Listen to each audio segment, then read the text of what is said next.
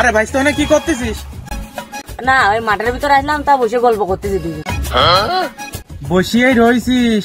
তাহলে আয় এটা খেলা করি। কি খেলা চাচা? তাহলে তো স্যান্ডেল দুইটা দে, কি খেলা আমি শিখিয়েছি। এই নেও তাহলে চাচা, নেও তোমারটাও দাও। দুটি হলি তো হচ্ছে না, আরো ওটা লাগবে। এই তোমারটা দাও। সকলটা দেখ, আমি তোরে খেলা দেখাচ্ছি।